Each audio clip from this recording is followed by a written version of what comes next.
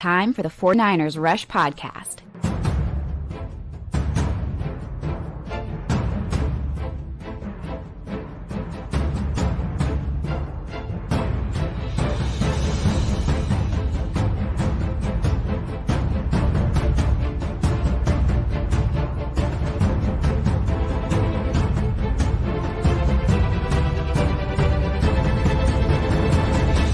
And here's your host, John Chapman.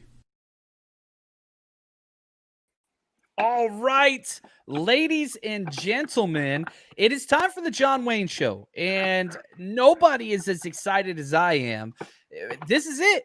It's week one. We are here. I'm here with Wayne Breezy. Wayne had some internet issues. How we doing? We hearing okay? We got thumbs up? I hear you perfectly clear. Can you hear me? Yeah, man. Beautiful as ever. Sounds perfect. I love it. And so while we got you, man, let's just focus. This is 49ers Bears week. So excited about everything that is coming on. We have kickoff, baby, in 4 days and 21 hours. Oh, so close. I love all the countdown crew. Get them in, get them in. Wayne. Yes. We are going to be in Chicago together, throwing lots of parties, having a good time. How are you feeling, man, besides the internet issues? I know that is stressful. How are we feeling? What's the update on the Wayne Breezy excitement meter? Yeah, it was on a level 100 until the internet started acting crazy. Like we're having this crazy rainstorm. But I'm going to tell you right now, I'm leaving Connecticut. I'll be in Chicago on Friday. I can't wait to get in touch with you, meet up with you. We're going to have a blast Friday, Saturday, Sunday, and all day on Monday. It's going to be a great weekend. If you're not going to be there, then you're going to be a square because you need to be where we're going to be. 49ers Rush Road Trip. It's going to be crazy, baby. I'm so pumped. I just got news, and I can't share exactly, but a former 49ers player wants to come party. Reached out to me. Wants to come party. So haven't solidified the details there, but just want to let you know, not only is it going to be us partying in Wrigley and all that kind of stuff, yeah, we're going to have some 49ers royalty showing up, which is an absolute blast, but you get to see Wayne. There's nobody else you want to see. Like, I'll say this. I've hung out with Wayne probably 10 times. Every time I do, his excitement, his energy still like it still is just like flabbergasting because you can't get up to that level. Wayne's always up here, man, and it's just an absolute blast. So excited to hang out with you. Now, this episode, get your questions in. We are answering let's just talk 49ers Bears. Okay. Yes. That's the idea from a 49ers perspective. I've been watching film all morning on the Bears. Usually this is kind of my routine. And this is NFL teams are doing this too. Once you get into that Tuesday, Wednesday, you know, if the 49ers, this implementation time, which they probably started a little early because they had that bye week after the preseason. But this is time. You know, we're in weekly schedules now. I've been watching some Bears film, and man, they look different than last year. There's no doubt about it. And so, man, again, so let's start this conversation. I'm concerned, and I want to share, I want your biggest concern as well. I'll start us off because I didn't preface these questions for Wayne. My biggest concern with the 49ers versus the Bears is how is that interior offensive line going to hold up? And I would actually add to it, how's McGlinchey going to hold up on that right side? No concerns about Trent Williams. No concerns about George Kittle helping out as well. But that interior offensive line, to say it's untested is an understatement. So, Wayne, what are your thoughts on the offensive line? How do you think they're going to do? And then what is your biggest concern heading into Sunday? I think the thing that they want to do with the offensive line is get those guys into their run blocking schemes first. Get them guys comfortable. Let them big fellas get out there, pull, do whatever it is they got to do to set those trap runs for some of these running backs. If you watch the Bears, like I've been watching the Bears, you can run up the middle on these guys. You can even get to the outside on these guys. The thing is, you don't want to kind of like be throwing all day on these guys. I would say their linebackers are better in coverage than they are stopping the run. So you want to set the tone, and what better way to set the tone for an inexperienced offensive line than to run the football, right? That's the best way. And the cool thing is, John, whether we dress 2 or 3 running backs, They all have the put the head down, run, and get those yards type of mentality, right? I call it the bully mentality. The 49er running backs don't want to get bullied. They want to be the bully. So they're going to Yes. be enforcing the hits. They're going to be enforcing opposed to taking the hits. So as far as that offensive line concerns are, I am concerned with four of the pieces. I'm not going to front. Like 80% question mark. 80% is a question mark, bro, because we haven't seen Aaron Banks. We've never seen Jake Brendel. We've never seen Spencer Burford. And we don't know the status of Mike McGlinchey. I will say this, though. If Mike McGlinchey plays, I believe he's going to be healthier than what we think. And that's why he's out there on the field. So at least the bookends will be straight. I feel like if our tackles are good, our guards will play well. And what better way to get those guys acclimated to the game than to run the daggone football? That's my theory. Well said. And Coach Crucy says, what do we know about the health of McGlinchey? We don't. We just know that he has continued to stack practices. We're about a week in now. And so that is great news. So what we do know is that he hasn't had more of a setback than what happened, during the preseason game, the first preseason game. So we just got to wait and see. And again, remember, I'm pretty big on the honesty of Kyle Shanahan and John Lynch, not on injuries, though. So not on injuries, though. So anyway, we'll jump into some more of that. Wayne, what is your biggest concern or concern that stands out for the 49ers heading into this game?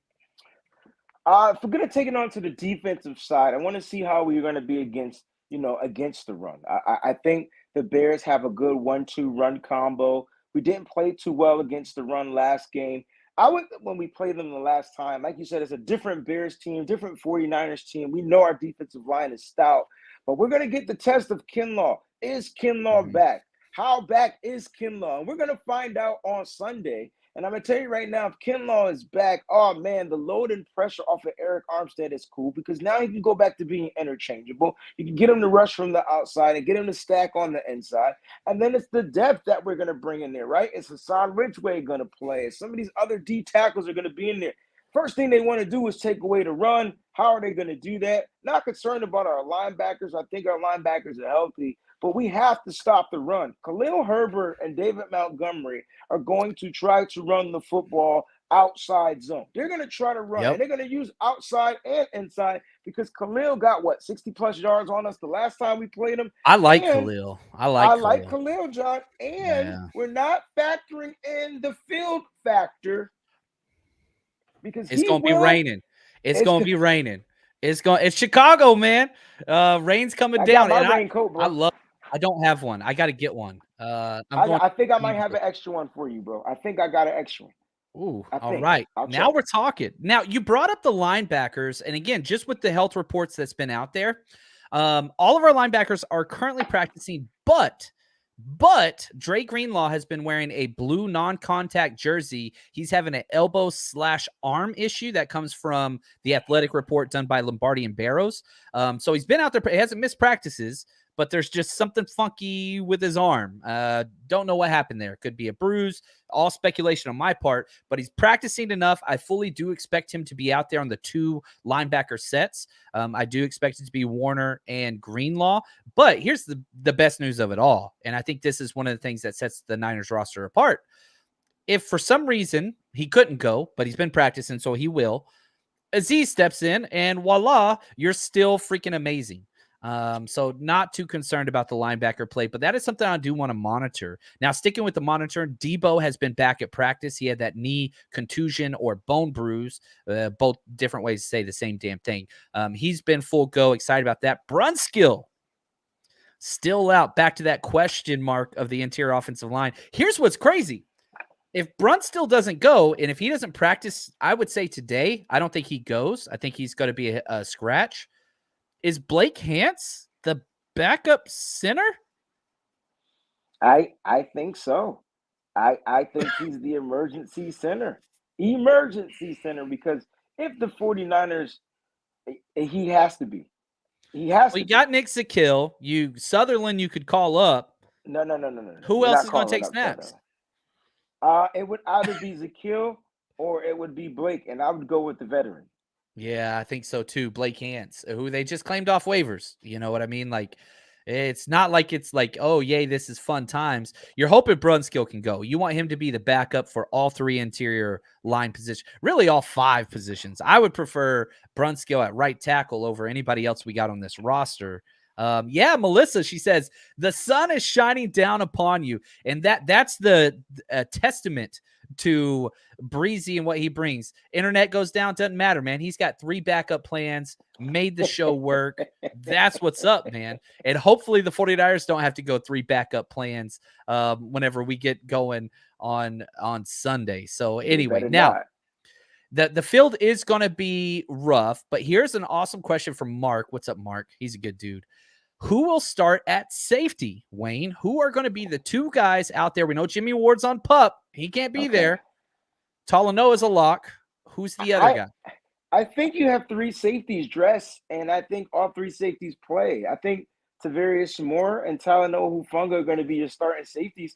I think you want to utilize George Odom as much as you can on the special teams and in an emergency, right? So, like, if something doesn't go right, he can drop back at the free safety. So I don't think they bring anybody else up. I don't think they bring up Tashawn Gibson. I don't think they bring up any of those guys that they brought, Taylor Hawkins. I think those guys remain on the practice squad. What about Dante Johnson? He's out of his non-contact jersey, full participant. But they would have to bring him up, and they would have to release somebody. So the question is... So yeah, because this is a question I get all the time. How does the promoting from the practice squad work? You can call up 2 players a week. One has 55. To be an offensive lineman, and one can be whatever you want. So you don't have to cut anybody. I got you. But you get 2 guys up. You get to promote them, then they go back down Tuesday. So one will be an offensive lineman, probably. With you saying that, it might be Sutherland. I think so, because you need the safeties. You need the bodies.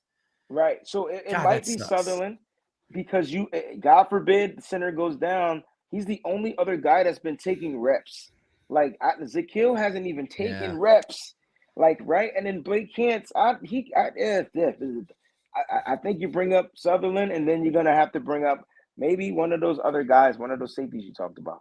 Yeah. Now, okay, I want to hear what you guys have to say. Who do you want starting at safety opposite of Hufanga this week? I don't want Dante Johnson starting, guys. Yeah. So obviously there's Tarvarius Moore, who Wayne said, I think probably most likely candidate. You got George Odom, the big special teams player. You got Tayshawn Gibson, Dante Johnson, Taylor Hawkins. Man, it's not the best. It's not the best. Quantrez Knight, I'll throw that in there, but he's worked predominantly more in the slot, but he has taken safety snaps. Yeah, I don't know. That's a rough one. Throw into the chat who you want to see start opposite of Hufanga. I think just from scheme, if you put Tavarius Moore as the deep safety, which he's slated for, which is what he's built for, I think that eliminates any big playability down the field. Like, I think it would help eliminate Darnell Mooney going down there, Quinemius St. Brown going down the field. Oh, Velus Jones Jr., their speed guy. I think it would eliminate that. I think that's why you would go with Tarvarius Moore. He plays better when he just has one role. So it's when you got to interchange him and make him play in the box and this, that, and the third. I think as the deep safety, I think that's the guy they should rock with. I like Odom, but I think Odom needs to be utilized in other ways, multiple ways. What I want, I don't care who's out there. I just want to see options. I don't want it to be like Tarvarius Moore, you got the whole game. I want to see rotating series. Allow it to be something to where somebody earns that spot. We saw it happen last year on the offensive line, which was rare, when it was Jaylon Moore versus Tom Compton. And who would have guessed Tom Compton came out freaking knight in shining armor of that competition. Definitely outplayed Jaylon Moore. So that's what I want to see. I want to see multiple bodies. Let's get them out there. If Jimmy Ward was starting, that's like a full field goal swing, maybe more. You know what I mean? Easily. Gosh, man. Easily. Anyway, it's good that the injury happened when it did. That's what I'll say. Because you might just miss them for 4 games, whereas if this happened in the season, you would have missed them for probably 8. He's been out for a minute. All right, here we go. Steven's got a good question. I like this. And shout out to the man Clayton behind the scenes, running the show perfectly, seamlessly, always doing a heck of a job. I'm going to throw him in the chat real quick. Here we go. Everybody say what's up to Clayton. Hey, what's going on, everybody? Clayton in the building. I love Clayton, man. He's the best. I can't get that dude on the show enough. Steven asked this question. He says, John, if you had to set an over-under on pass attempts for this game for Trey Lance, what would it have been? I'm going to be honest, 18.5. That dude don't need to throw the ball. I do not want to throw the ball. 18.5 pass attempts. That's where I would set the over-under. Would you feel the same way if the weather conditions weren't the same? Yeah, you would. I'm at that 18 number. I would say maximum 20 would be my number. I think that would be my number. That's when you cap his attempts. 20 attempts. That's all he needs. Now, let me get my handy dandy calculator out here because I'm so smart, because I want to see what we averaged pass attempts last year. We had 514. Okay, so divide that by 17. Right? Isn't that what we played? Oop, I messed it up. Here we go. 514. This is just breaking entertainment here. We averaged 30.2 pass attempts per game last year. Correct.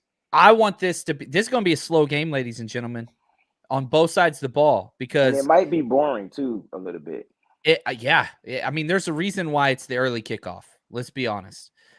Trey Lance versus Justin Fields should not be the early kickoff, but whenever you're looking at the style that both these teams are trying to play, it's going to be one of those fast games as far as the clock's going to keep running. They're going to run the ball on both sides. That's what both teams want to do.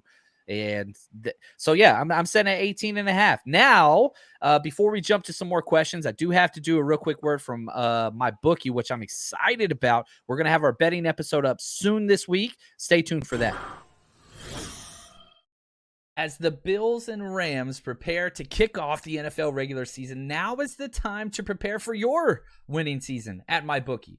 And again, whether you're a veteran bettor or first-timer, MyBookie gets you the most for your money with a double deposit bonus. It's quick and easy. Say you deposit $250, that puts $500 in your account. And you can use your funds to bet instantly on games, contests, props, whatever you want. So to claim your bonus, there's a few ways you can do it. Head to mybookie.ag, use promo code 49ers, 49ERS, to get that double deposit bonus, or just click on this little QR code to the right of my face if you're watching this podcast. And again, bet on team win totals, predict a Super Bowl winner, all those different things. So head to MyBookie. Your winning season starts today, exclusively at MyBookie. Oh man, I'm so excited. There's so many good bets this week. We'll detail all those. We'll have that. Are you doing a betting show, Wayne? Are you planning on adding one of those? Nah, it's not my thing, but I definitely want to get in on the mix on somebody else's though. I want to check it out. All right, that's what I'm talking about. Oh, Philip, the man. I love this dude. The man, Philip. Yeah. He's such a cool dude. Which defense will wear out first? Well, there's no doubt on who has the most depth. We'll go with Chicago defense. It should wear out first. Let's put these two things into perspective. The 49ers had 6 players claimed. The Bears claimed 6 players. So, it just shows you the difference in these two rosters. Now, it's not like, and again, I think that this is a problem that some of the Niners media is having. It's very easy to look at the Bears and say, yeah, there's no way they lose this game. It's the second largest spread, according to Vegas this week. It's week 1. It's week 1. It's away. And there's weather. There's lots of issues that can change things. Kelly says she's coming to party with us in Chicago. Excited about that, Kelly. Trey goes 19 of 24, 257 yards and 2 touchdowns. I don't know if you got an interception or a fumble in there, but that would be incredible. They would dominate. And Coach Cruz says, 38 to 40 rush attempts. That's, man, if they get over 30, they win this game. Oh, period. They win the game. That's it. Period. That's the winning number. It's the magic number for the 49ers. They've never lost the game having over plus 35 to 40 attempts, yo. They control the clock. They dominate. Yeah. That's the goal. Now, okay, here we go. The notorious GAV says it's going to be a defensive masterclass. Now, let's be fair. Last year, Fields had his way. Fields had his way against this Niners defense. And this guy says this, my concern is how do we contain Fields if he runs? Mobile quarterbacks used to be an issue for the 49ers. They solved that a lot last year. Go ahead, Wayne. All right. When you go back and watch the game, yeah, Fields. I mean, if you check the statistics, he didn't do too well. Like it was subpar. But if you go and watch the game, you're like, oh man, he was completing passes.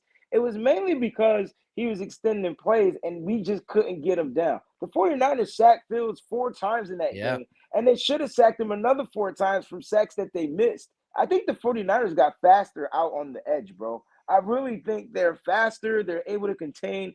I don't think containment is going to be a problem for these edge guys. I think that especially, and this is why I like Eric Armstead somewhat on the edge. Those long arms in the reach. Got to get the bear claws on that guy.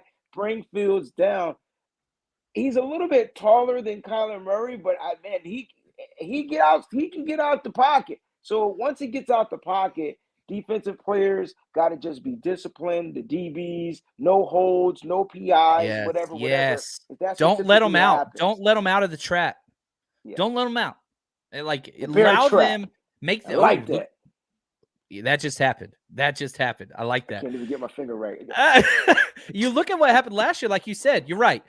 Fields, he threw for 175 yards, 1 touchdown, 1 interception, 4 sacks. But he rushed for over 100 yards and a touchdown.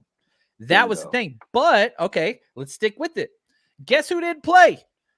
Aziz or Greenlaw? And Fred had to be all over the field. He was missing tackles. And then let's look at our DBs. Josh Norman was the starting cornerback with Emmanuel Mosley. I would say we have kindly upgraded. Kindly upgraded. You know, not even we lost Jimmy Ward, though. So that's the only difference. That is true. And also, this was before we moved Eric Armstead inside. This was one of the games right afterwards, week 8, Correct, where Armstead went inside. Then you started seeing great play. Kentavious Street started this game, 95, who's not on an NFL roster. Thank you, John. I wanted you to point that out, and I'm glad that you did, because this is when Armstead had the conversation with Chris Kocurek, and he said, I'll play wherever you want me to play, coach. This was after that. Why? Because the 49ers were getting gashed by the running backs up the middle. That's why my concern was at the very beginning of our episode. You said it. Can we stop them up the middle? That's it. You stop them up the middle, they're not going to be able to get outside. Our linebackers are too fast. Our defensive, that wide 9, it's too wide for guys to get. It's impossible. They're going to have to try to cut back up the middle. I love it. Yeah. Freaking. Now, I will say this. Norman was a failure. You're right, Kelly. I'm so glad. It probably, again, another one of the testaments of this team versus last year's 49ers team, the depth that you have there. Corners, they focused, emphasis, and I think it's finally paying off. Bro Montana asked this. From what I'm hearing, the wide receiver core has a lot of dings and injuries. What are the best strengths we have against them? I'll say this. They do have speed, okay? They're all ran fast against the clock, but they're not good. Right. They're not let's good. talk about what that means, though, right? They can't create separation. They don't run really good routes. Their best wide receiver is Darnell Mooney. And yeah, he had a pretty decent game. The first time we played him, he had about 50 plus yards or something like that. 60 plus yards. I can't remember. I know he went 6 for 9. That I do remember. He had a pretty decent game. Cole Kmet is my only concern, only because who is going to stop him? Can Hufanga stop Kmet? Is he going to be the guy that's going to be on Kmet in coverage? They lost. I want Warner. I want Warner on him. I was thinking the same thing. Yeah, that's in my notes. But hear me out. Hear me out. Depending on their packages, depending on their personnel, I don't want Warner to forget about David Montgomery out the backfield. And they can manipulate that matchup by moving around in formations and all that stuff. John, so it's not like you just say Warner's on them. Yeah. Right. And so, man, I think you hit it. Cole Kmet's the one that I'm most concerned about. Juan, what's up, Juan Solis? Juan, what's good, baby? So excited. He's coming out to Denver, by the way. So if you guys haven't yet, Navarro Bowman and Juan Solis. Juan Solis is the headliner. Navarro Bowman second. Coming out to our Denver party. 49ers Rush Road Trip. Let's go, man. He says, who is Fields' go-to guy when the pressure is on? It's going to be Komet. It's going to be Komet or Mooney. Yeah, and Mooney's the by far best receiving threat, but probably not the comfort option, the way that question was phrased by Juan, which was said very, very well. And so that's you. Daryl, I love Daryl, man. Appreciate you. He says, God willing, how much would the Niners have to be up to sit Trey Lance for injury protection, or does he stay in for the reps? You remember last year, week 1, we were playing against NFC North team. Yep. One of the worst teams in the NFL. We're playing again, one of the worst teams in the NFL. We jumped up huge, like 33-17, and then fumble, onside kick, and we put them all back in. Shanahan's weird with keeping his starters out there. I don't. John, are you a little bit more, oh my God, what's the word? Comfortable, because the backup QB is Jimmy Garoppolo. Because the chances, that's going to be my next poll question. What are the chances Jimmy Garoppolo plays in this game? Low.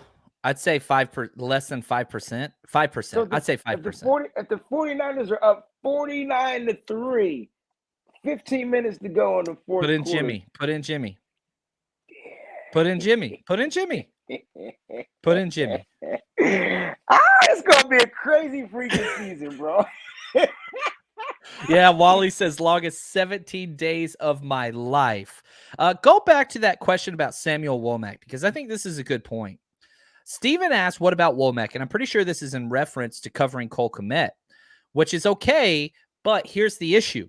The Bears, and I found this through all 3 of their preseason games so far, and I'll detail this a little bit more whenever I do my full preview of the scouting report, but they do a lot of 12, 22, and 21 personnel, which dictates you're not going to have Samuel Womack in the game. Now, they do some Cole Kmet formations where he's out there with 3 wide receivers, in which case you would have Samuel Womack in the game.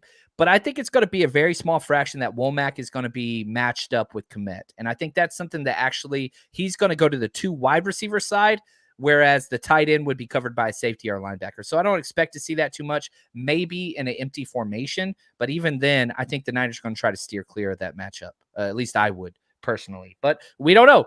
We haven't seen it.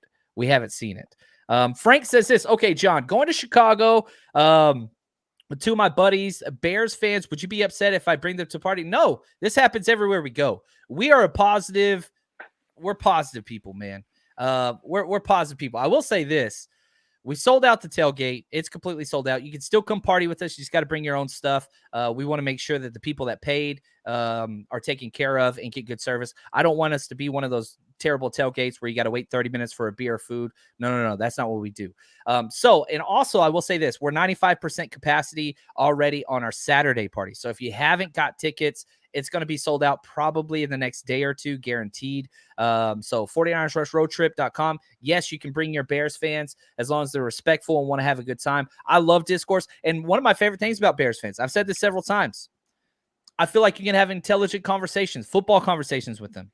We're not in the same division, so that kind of crazy mindset's gone.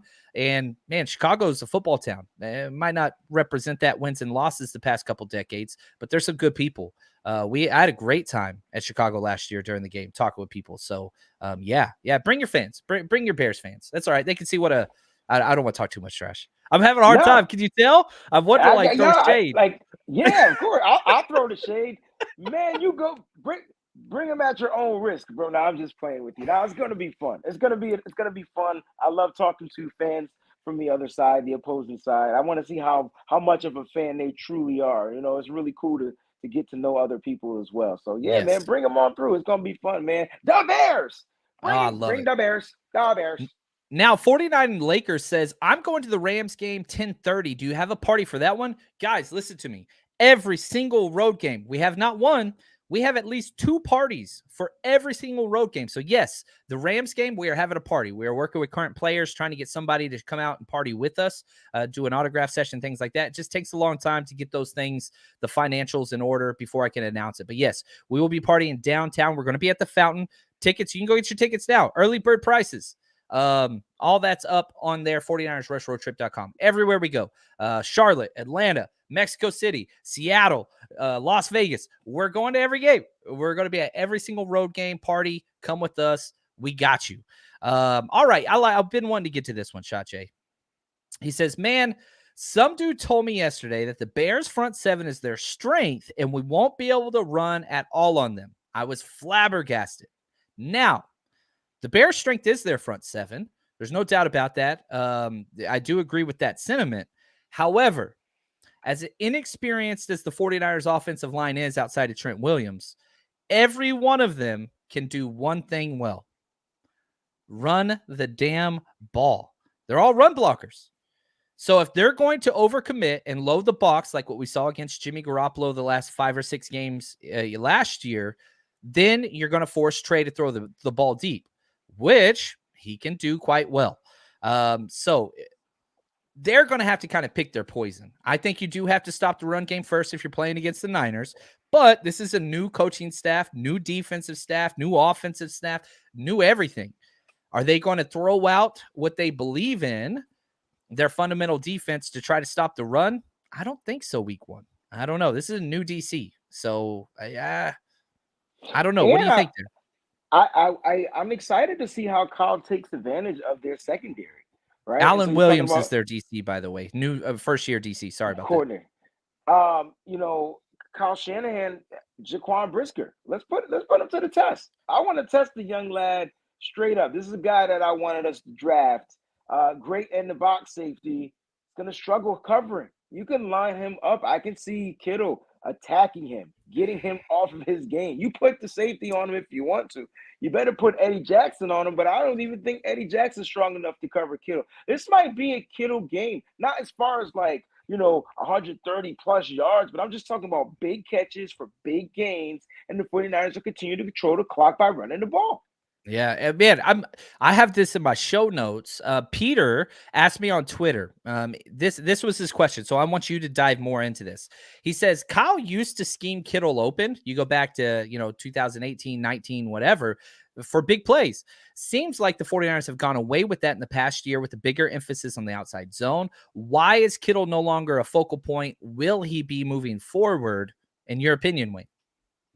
Well, you got to look at the struggles on the offensive line. Kittle has used a lot to chip block.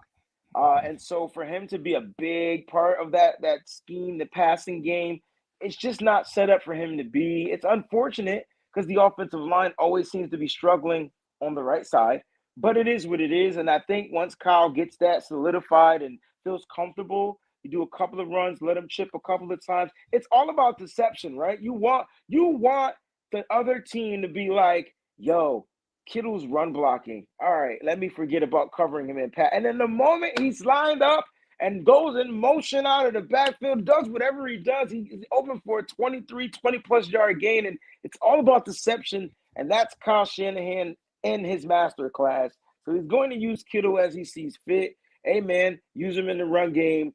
Send him out to go ahead and catch those passes. They got other playmakers now too, John. So it makes a big difference than it did in 2018. A lot to spread it around, especially when you run heavy. And again, one of the things, you said it, Kittle can receive very well. He's one of the best receiving tight ends in football. The thing that he is the best at, with no doubt, he is the best run blocking tight end in football. So you can use him in some of those things. I do want to scheme him up some big plays, a handful a game, just because he's such a mismatch.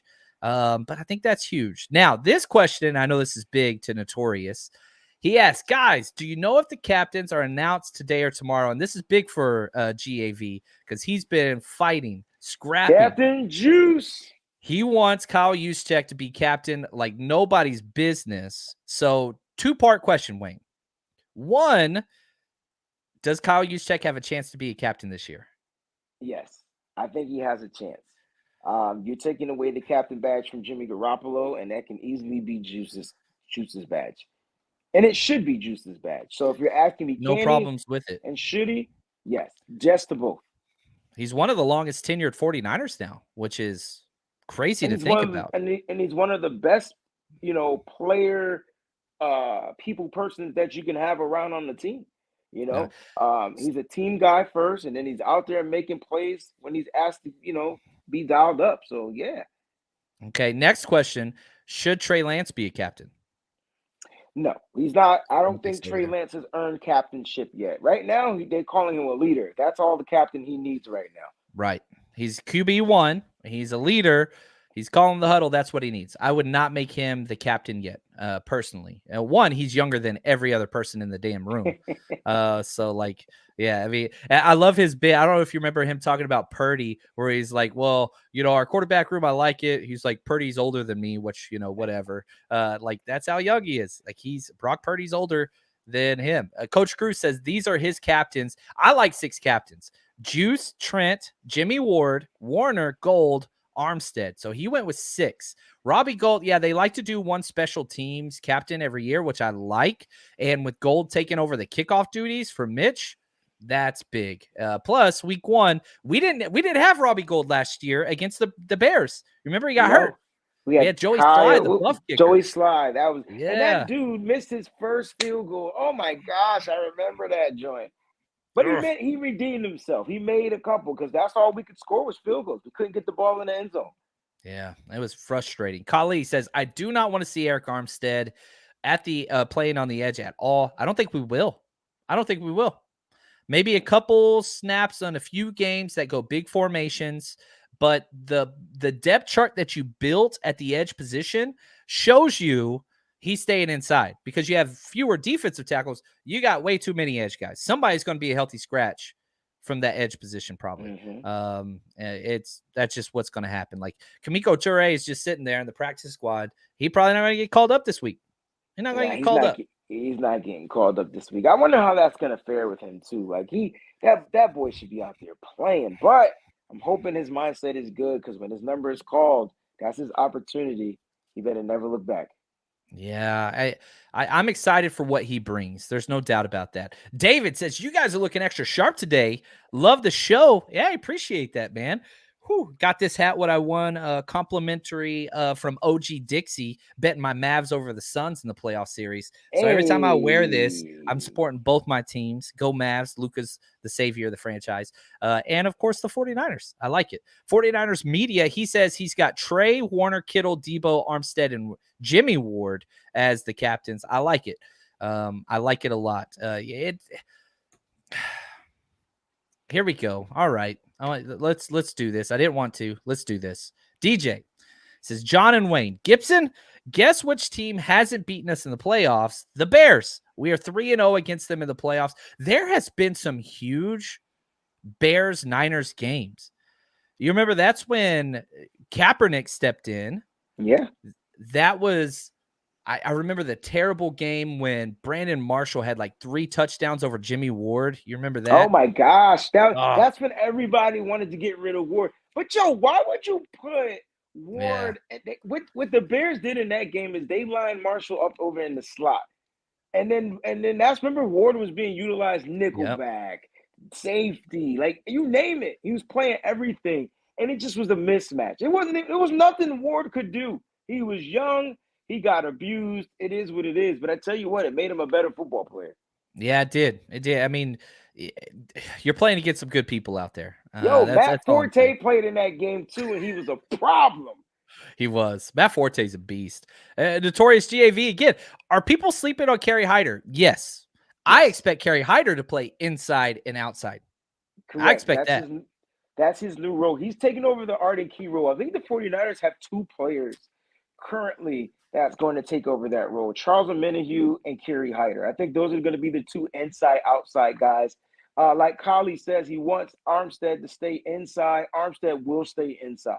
I think they got Omenihu and Kerry Hyder to do the inside-out this year. Yeah. Oh, man, I'm so excited about that. Oh, the first time we go NASCAR, I'm going to lose my mind. Woo! I'm going to lose my mind.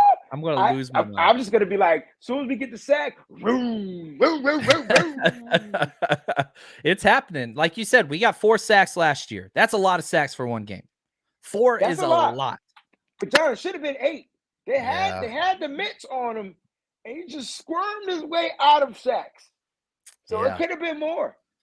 Kelly, she says, I just checked. Sunday will be a 43% chance of rain. Nothing too bad there. 73 degrees, going to be nice. 10 miles per hour. Clayton, come on in, my friend. We've got a quick update from the man behind the scenes. What do we got? Hey, John. Hey, Wayne. So I just want to say this is for you, Kelly. Kelly is a guy. Kelly is one of our brothers out there watching the 49ers. That's my That's my bad. That's it my happens. bad. Honest mistakes happen. Kelly, just want you to know we appreciate you, brother. Yes, very much. Apologize. What's good, Kelly? What's good, Kelly? Saved by the Bell set me up on that one. That set me up on that Ooh, one. Kelly Kapowski, bro. That's right. I'm just saying. So, Kelly, I tell you what, man, first drink on me this Saturday when you come out. Allow me to make up for that. So, first drink on me, my friend. First drink on me. So sorry about that. Now, before we jump out of here, Wade, I want us to end on something that's up, excitement level. What is one thing, and I'll go first, but I want you to think about it. What is one thing you are so excited to see that just kind of like, oh, we finally get to see this? Okay. So I'll go first. Here's what I'm most excited about. I can't wait to see, it's going to happen at some point, Drake Jackson and Nick Bosa on the field at the same damn time. That is just one thing that is just written into the future that I'm pumped about, and I cannot wait. Drake and Nick Bosa, to see what that could look like. Two speed, bend, edge rushers. I'm pretty pumped about that. I'm pretty pumped about that. What about you, man? All right. I'm going to flip the script to the offensive side. All right. I'm excited to see two things. All right. First thing is the experiment of Trent Williams in the backfield. I'm excited because I think that experiment from last year is only going to get better. Only going to get better. So something's going to happen. I got Trent scoring a touchdown this year, whether he's throwing, passing, catching, either way, he getting into the end zone. That's number one. Number two, John, for the first time in a long time, we could send out 4 wide receivers. Like, you got speed with Gray. You got Jukey Jukes with my man, Ray. My gosh, Ray, right? The Jukey Jukes. And then you got the all-pro out there who can be probably lined up in the slot. I would put Debo in the slot on that, send the other two out, and then Brandon Ayuk over the middle, bro. And you just said 4 wide receivers. You didn't even mention Juwan Jennings.